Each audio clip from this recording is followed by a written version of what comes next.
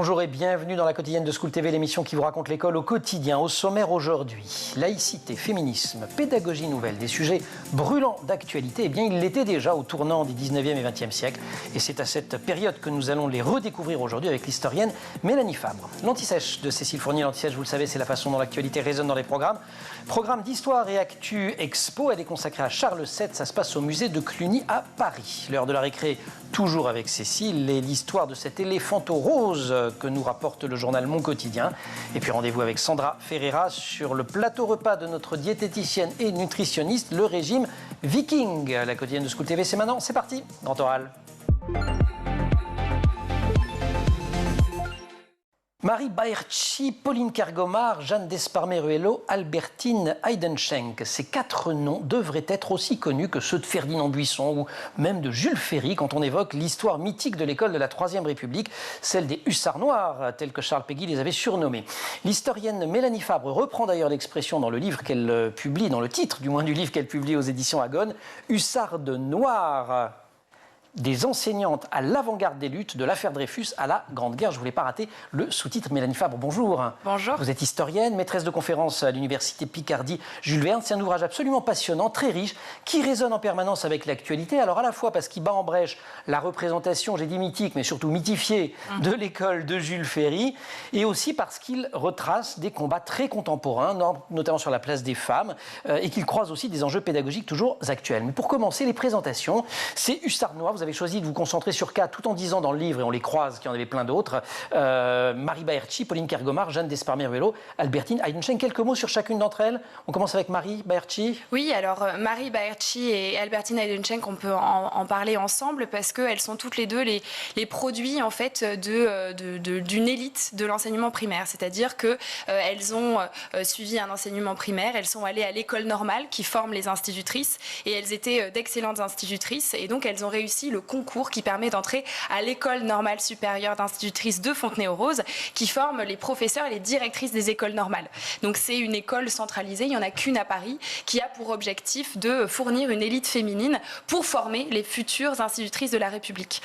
Donc ces deux-là sont deux personnes que j'ai croisées assez tôt dans ma thèse et qui non seulement atteignent des postes assez prestigieux dans l'instruction publique par le fait qu'elles sont brillantes intellectuellement et très engagées, mais ce sont aussi deux noms qu'on retrouve très fréquemment dans les sources, dans les journaux de la presse de l'époque. Il y a beaucoup de traces en fait. Pour l'historienne que vous êtes, c'était quand même intéressant. Pauline Kergomar, c'est la plus connue. Alors Pauline Kergomar, oui, la première à avoir le titre d'inspectrice générale des écoles maternelles. On parle donc à partir de ce moment-là des écoles maternelles, les anciennes salles d'asile, qui accueillent les enfants de 3 à 6 ans. Et donc c'est une grand-mère à l'époque. Elle signe souvent ses lettres. Elle en joue d'ailleurs. Oui, ouais. Elle a une soixantaine d'années dans les années 1900.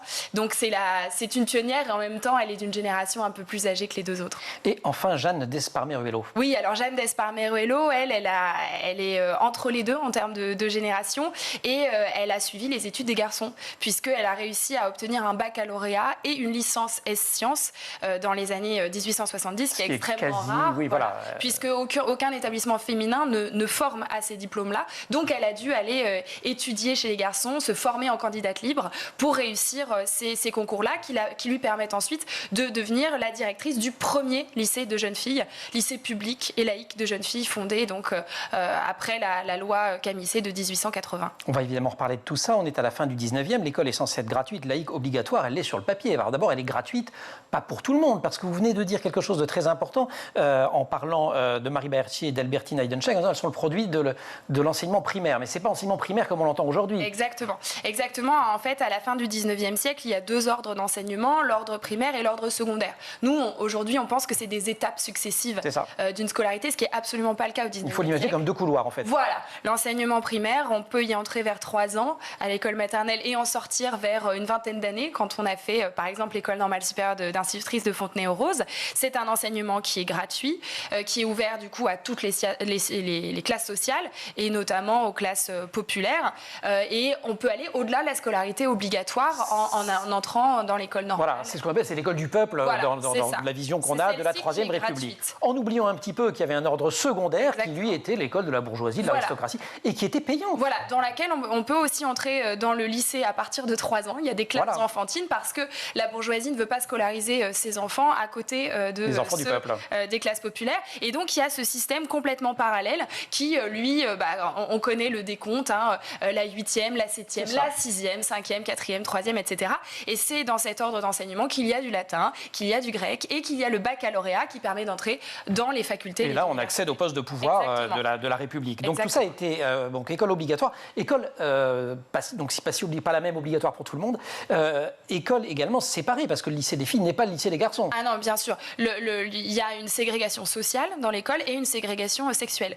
Et donc les filles sont dans des écoles de filles, les garçons dans des écoles de garçons, sauf quelques cas très rares, et elles n'apprennent pas les mêmes choses. Donc par exemple, même dans les lycées de jeunes filles, il n'y a pas de latin, il n'y a pas de grec, il n'y a pas de philosophie. Et donc, si elles veulent passer le baccalauréat, elles sont obligées de rattraper leur retard par elles-mêmes parce que l'enseignement qui leur est donné ne fait pas figurer. Et c'est pour ça que parfois elles le passent très tard. Vous ouvrez le livre sur l'affaire Dreyfus. En quoi, d'un mot, marque-t-elle un tournant pour l'histoire de l'école? Eh bien parce que dans les années 1880, il y a beaucoup d'espoir autour de l'école. On connaît les discours de Jules Ferry, etc. Et une vingtaine d'années après, il y a cette fameuse affaire Dreyfus où on voit beaucoup de journaux surfer sur un antisémitisme, où il y a un très fort antiparlementarisme, où il y a un développement des ligues d'extrême droite. Et ce personnel enseignant qui avait partagé l'espoir des lois scolaires se rend compte que finalement, l'école de la République a failli à ses promesses et que ce peuple qu'on voulait émanciper, ayant appris l'esprit critique, se montre finalement très prompt à l'antisémitisme, à l'antiparlementarisme, et pas aussi républicain qu'on l'espérait. Et qu'on l'espérait. Dès 1899, Pauline Kergomar clame son mépris pour le système scolaire hérité des lois Ferry, qui épouse les hiérarchies d'une société forgée par le capitalisme en séparant les enfants d'un même âge et en instruisant d'un côté les pauvres dans le primaire et de l'autre les riches dans le secondaire. On vient de le voir. Fin de citation. Ce mépris, il va aussi aux méthodes pédagogiques dominantes. On va en parler juste après l'anti-sèche, parce que nos hussards de noir voulaient révolutionner les méthodes pédagogiques. Mais on va continuer à faire de l'histoire avec Cécile Fournier. Faire un petit peu d'histoire devant une historienne, ça vous va? Super, bonne journée. Bonjour Cécile. Bonjour. Comment ça va? Bien. C'est pas sa période, vous y allez, elle y connaît rien. Vous nous parlez de cet anti-sèche, dans cet anti-sèche de Charles VII, à l'occasion d'une exposition qui a lieu actuellement au musée de Cluny, c'est à Paris. Oui, il s'agit de l'exposition qui s'intitule Les Arts en France sous Charles VII, qui se tient jusqu'au 16 juin prochain.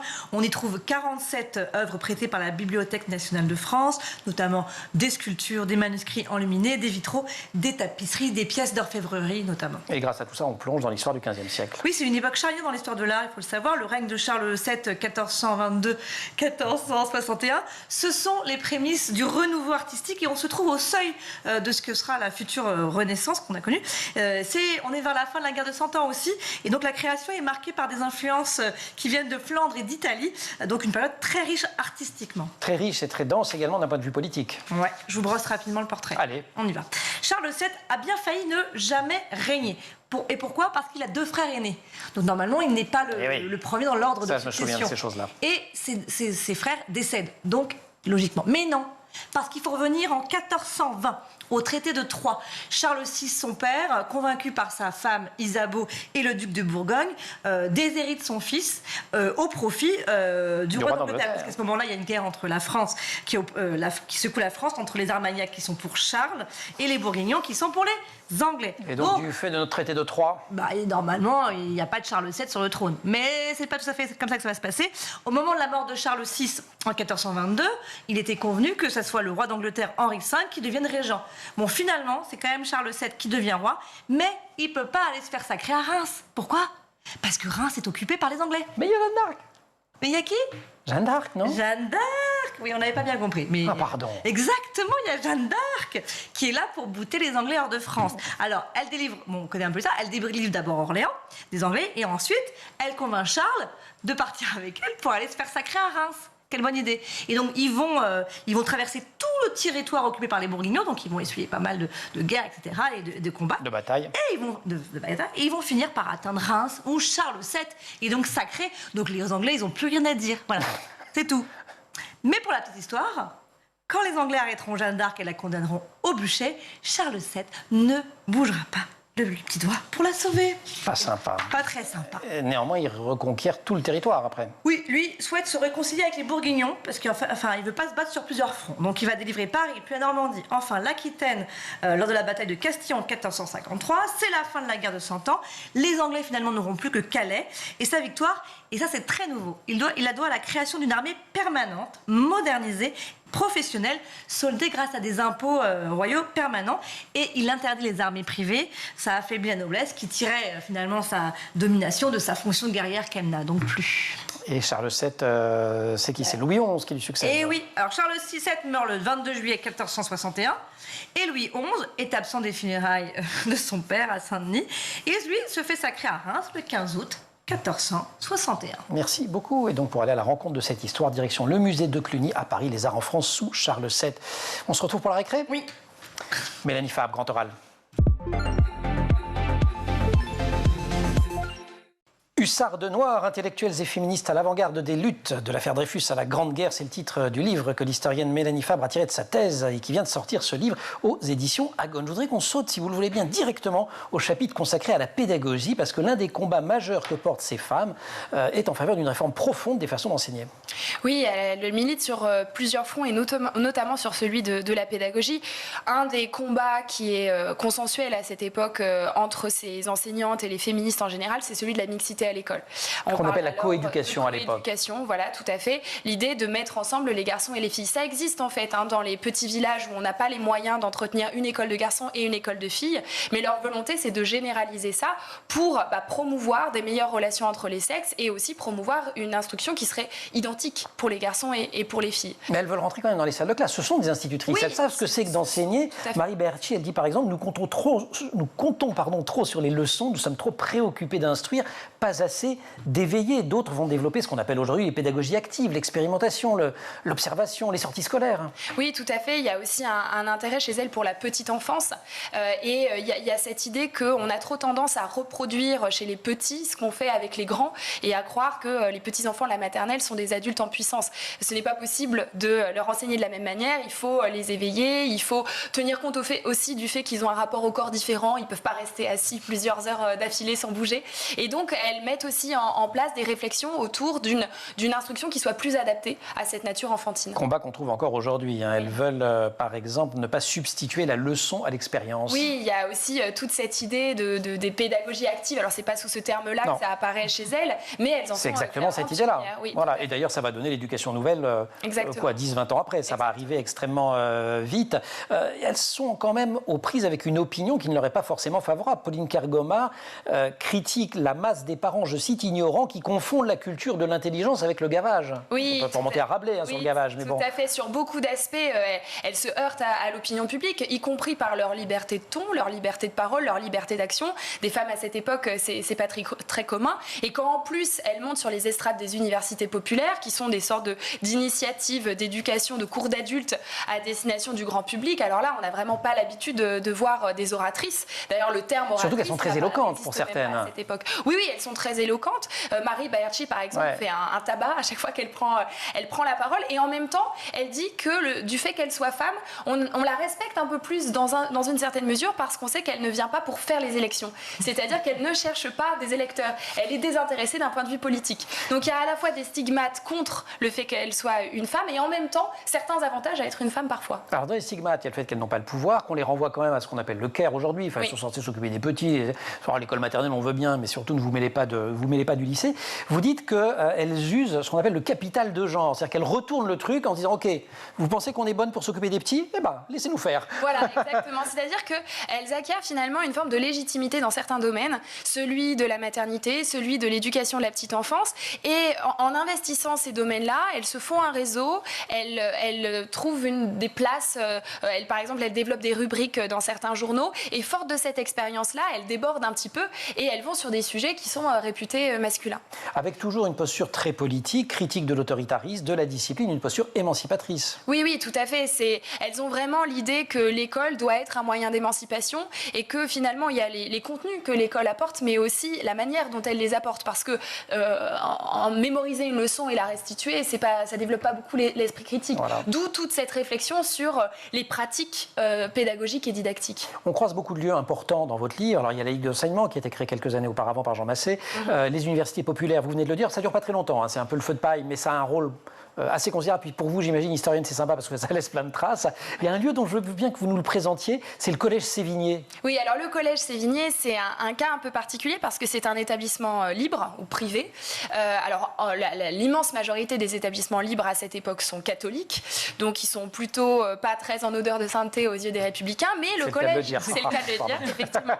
Mais le Collège Sévigné est un établissement libre et laïque qui est fondé avant les premiers lycées de jeunes filles, et donc c'est par l'initiative privée qu'on va construire un modèle qui va ensuite servir aux futurs lycées quand ils se construisent. Et c'est un laboratoire pédagogique Exactement. Absolument extraordinaire. Oui, c'est le premier endroit où on va pouvoir préparer, par exemple, le baccalauréat pour les jeunes filles, parce que comme il n'est pas inséré dans les carcans en fait de l'instruction publique, il se permet des innovations, notamment faire apprendre le latin aux jeunes filles que ne peuvent pas se permettre les lycées.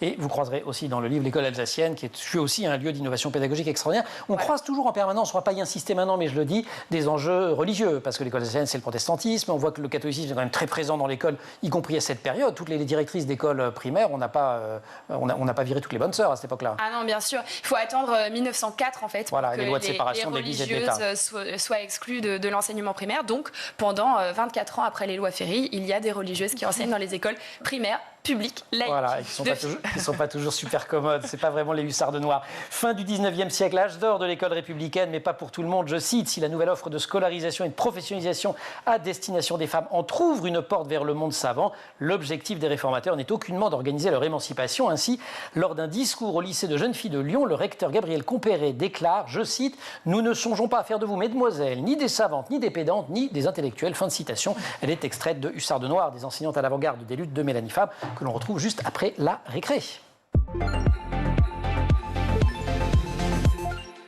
Rebonjour Cécile, vous nous parlez aujourd'hui d'une histoire que vous avez repérée dans l'excellent quotidien Mon Quotidien, un autre quotidien, Mon Petit, ah bah d'accord, dans cette version-là, super, pour les 7-13 ans, des éditions Playback. C'est une histoire un peu triste quand même. Oui, mais c'est important d'en parler, non? Ah bah ça je ne conteste pas. C'est un éléphanteau rose âgé à peu près d'1 an qui a été aperçu au parc Kruger, le plus grand parc national d'Afrique du Sud. Éléphant rose, ça va vous? Un éléphant rose? Ouais. Ah, vous voyez des éléphants roses? Oui, on voit des éléphants roses et ça sans aucune substance illicite. C'est un éléphanteau albinos. Voilà. C'est un phénomène rare, il n'est pas gris car son corps ne fabrique pas de pigments de mélanine qui fabrique nos couleurs de peau, là, le vert du crocodile, le jaune du canari par exemple, et ses yeux sont rouges parce que là encore ils ne sont pas colorés et que le rouge circule puisque c'est le rouge du sang qui circule dans ses yeux. D'accord, l'éléphanteau de Mon Petit Quotidien, il n'est pas blanc, il est rose. Il est rose parce que c'est la couleur, encore une fois, c'est la couleur du sang qui circule dans son corps. Et on le voit en fait.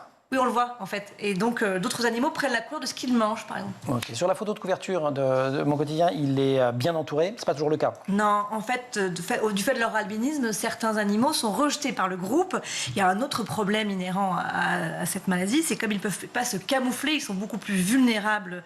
Voilà. Et puis ils sont sensibles au soleil, ils peuvent s'abîmer les yeux, déclencher une inflammation d'une partie du globe oculaire ou même souffrir de maladies de peau.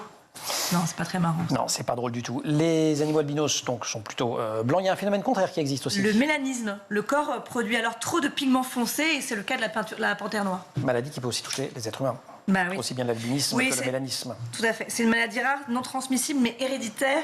En Europe et en Amérique du Nord, une personne sur 20 000 en souffre. Il y a davantage de cas en Afrique subsaharienne. Il faut savoir que ce sont des personnes plus enclines à avoir des cancers de la peau. Ouais, et on avait fait une émission là-dessus dans la quotidienne il y a 2 ans avec une athlète absolument formidable qui est albinos et en situation de handicap. Et il faut parler de ces situations-là parce qu'il y a une discrimination. Et oui, et c'est pour ça aussi que les Nations Unies ont créé la journée internationale de sensibilisation à l'albinisme qui aura lieu le 13 juin prochain. Merci pour ce sujet un peu triste mais nécessaire pour une récré mélancolique. Tout à fait. Allez, il en faut. Grand oral, Mélanie Fabre. Suite et fin de ce grand oral avec l'historienne Mélanie Fabre, autrice de Hussards de Noir, intellectuelles et féministes à l'avant-garde des luttes de l'affaire Dreyfus à la Grande Guerre. Ça vient de sortir, c'est chez Agone dans la collection Mémoire sociale. Pauline Kergomar, on l'a cité, première femme inspectrice générale. Mais c'est un peu l'exception qui confirme la règle, parce que le pouvoir, il reste largement et fermement tenu par les hommes. Oui, c'est très difficile. Il y a une forme de plafond de verre lorsque les femmes cherchent à acquérir certains postes, notamment celui d'inspecteur. Quand elles sont sur des postes qui sont exclusivement réservés aux femmes, par exemple, directrice d'une école normale de filles, ça pose pas de problème. Lorsqu'il faut entrer dans des postes en concurrence avec les hommes, alors là, ça devient très très difficile. Mais elle trouve quand même des moyens d'action, et notamment celui des élections professionnelles, où les hommes avaient oublié de préciser que l'éligibilité des femmes n'était pas possible, et donc elles s'engouffrent dans cette brèche, et elles réussissent à se faire élire, et elles adoptent des codes de discipline électorale. Lorsque deux femmes ont reçu un certain nombre de voix, et bien la moins bien placée cède la place et appelle à voter pour l'autre, etc., pour qu'il y ait des représentantes des femmes dans les différents organes du ministère de l'Instruction publique. Il faudra des années quand même, parce que me revient en mémoire, on a accueilli à votre place une de vos collègues, professeur, qui a publié aux presses universitaires de Rennes un grand ouvrage sur les femmes dans l'éducation nationale, et qui disait qu'à la fin, justement, au moment où la mixité arrive, la coéducation, et notamment où on supprime les écoles normales de femmes, pour le coup, dans la hiérarchie, elle souffre énormément, parce qu'elle se retrouve, il n'y a plus d'ordre. Bien sûr, là je parle des pionnières protégées. Là, on est à la fin du 19e. L'arbre qui cache la forêt.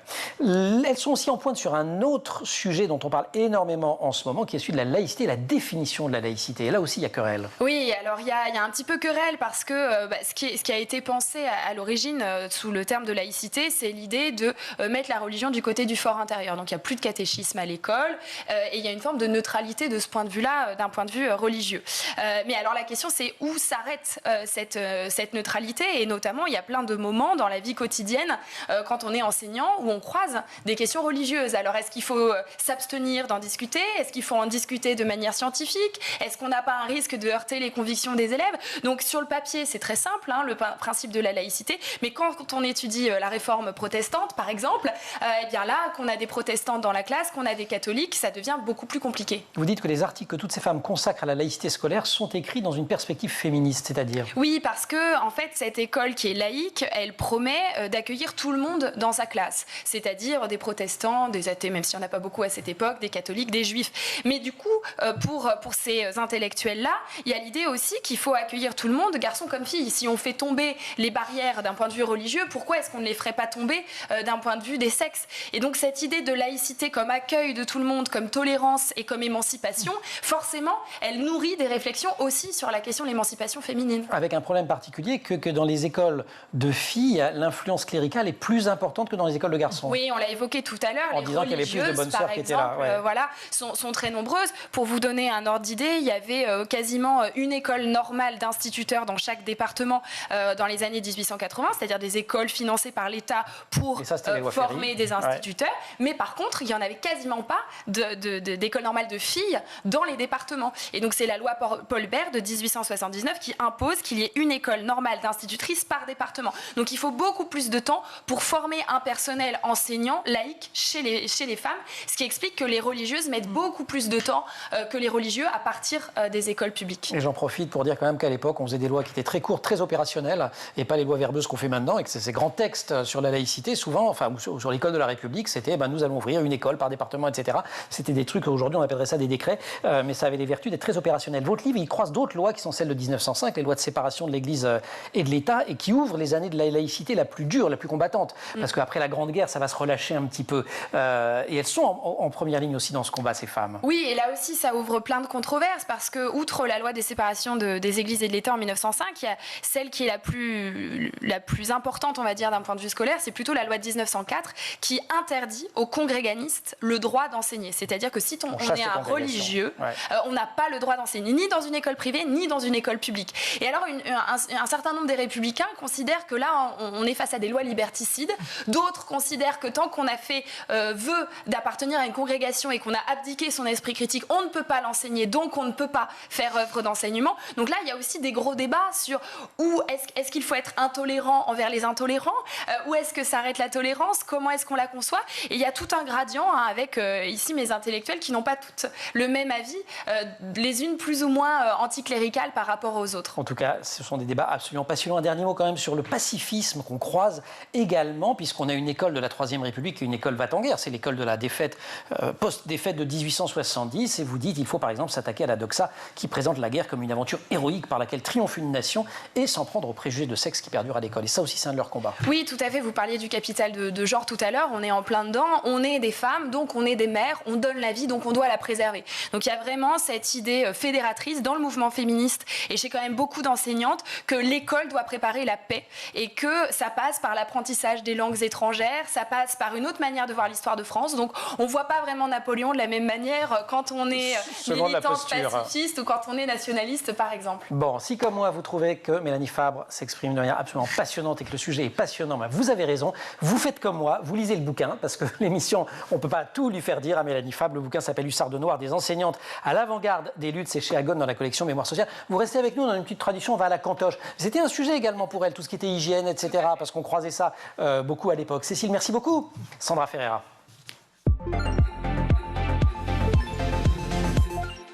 Notre rendez-vous hebdomadaire avec Sandra Ferreira, diététicienne et nutritionniste. Sandra, bonjour. Bonjour Emmanuel. Vous allez nous proposer un petit voyage dans l'Europe du Nord pour nous parler du régime viking, régime alimentaire qui nous aiderait à vivre plus longtemps et en meilleure santé. Viking, ça va être vachement guerrier, mais en fait, vous allez me faire manger des graines et des fruits, non? Avec un petit peu de poisson. Je me suis dit comment faire manger de pour bonnes qu'Emmanuel choses se motive. Emmanuel, on va lui faire croire que c'est un viking. On va l'appeler les Allez, vikings, on y va. ce régime. Alors, c'est pas moi qui l'ai inventé, on l'appelle viking, on l'appelle nordique. Ce que vous avez compris, c'est que ça nous vient des pays scandinaves, effectivement.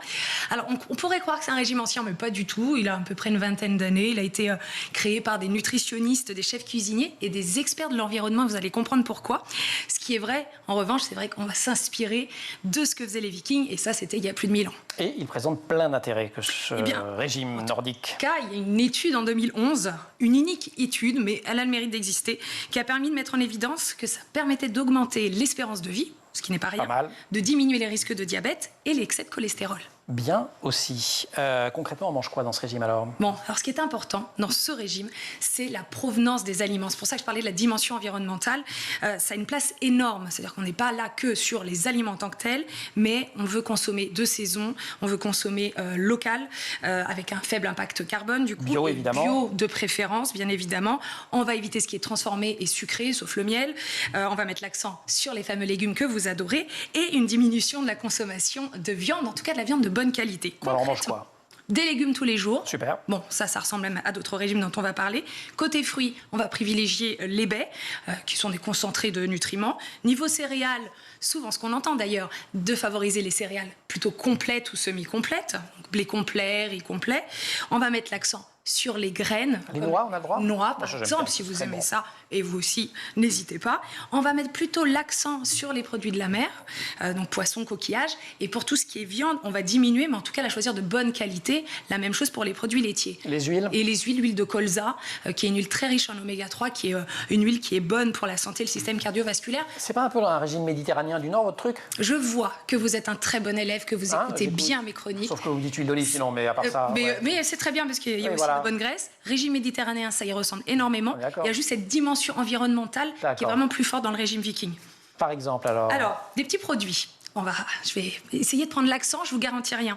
Je peux vous parler par exemple du rugbrød. C'est ce que j'ai bien dit. Brot, c'est le pain. Rugbrød. Ah, vous connaissez? Ouais. Eh ben voilà, c'est un pain de seigle danois. Okay. Vous le connaissez certainement, on va le voir, je pense à l'image. On le voit. Avec une farine de seigle, de l'eau, de la levure et beaucoup de graines. Il y a plein de graines pour ceux qui connaissent. C'est génial, ça va constituer un tiers du pain, ces graines. Et donc c'est très riche en fibres, très bon pour la santé. Avec ce rugbrød, vous pouvez faire un bon smørbrød, qui est un sandwich ouvert typique danois. J'ai travaillé tout le week-end mon accent, toute la semaine. Et d'ailleurs, il ne faut pas hésiter à mettre sur ces tartines beurrées. Je continue dans mon petit danois, du surströmming. Bon là, j'ai très mal dit. Mais en fait, c'est du hareng fermenté. Ils adorent ça. Ça sent extrêmement mauvais. C'est pas avec les oignons et tout ça? C'est ça, les oignons, des pommes de terre. C'est fermenté pendant des mois, voire des années en conserve. Plus doux quand même, parce que c'est vrai que ça se... les Vikings ne sont pas connus pour leur douceur, mais je peux vous proposer un fromage brun un peu plus doux, qu'ils adorent mettre d'ailleurs au petit déjeuner dans leur sandwich. On appelle ça le brunost. Et là, ça un petit goût touche caramélisée, on va dire. C'est assez sympa. Et sinon, il y a l'Ost Caca. Alors, le nom ne donne pas envie, mais Ost veut dire fromage et caca, gâteau. D'accord. Et là, c'est un gâteau au fromage, tout simplement. Et on trouve beaucoup d'amandes et de baies. On revient toujours à ce régime viking avec des fibres en permanence. Génial. Il y a des contre-indications, des précautions à prendre si on se met à suivre ce régime? Franchement, non. Rien, tout est bien. Foncez, à part toujours ma C'est un peu compliqué à organiser parce que le côté locavore, tout ça, il faut pouvoir s'organiser. On ait envie de le faire. Et puis surtout, encore une fois, c'est le côté local de saison qui est hyper intéressant. Super. Voilà. Merci beaucoup. Très appétissant. Vous m'avez donné... envie de manger vite. Ah ouais, grave. Sandra, merci beaucoup. Mélanie, merci beaucoup. Hussard de Noir, des enseignantes à l'avant-garde des luttes de l'affaire Dreyfus à la Grande Guerre. C'est chez Agone dans la collection Mémoire sociale. C'est absolument passionnant comme ouvrage parce que vous revisitez aussi tout simplement l'histoire de la Troisième République et l'histoire de l'école de la Troisième République avec un prisme malheureusement jusqu'à présent insuffisamment étudié. Merci aussi à toute l'équipe de l'émission. Benjamin Réglin au maquillage, Marine Plantec assistée par Pénélope Day à la préparation de l'émission et en régie avec aujourd'hui Héloïse Merlin au son et Mani Pézèche à la réalisation. Vous restez sur School TV, vous nous retrouvez nous en permanence sur Internet et sur les réseaux sociaux.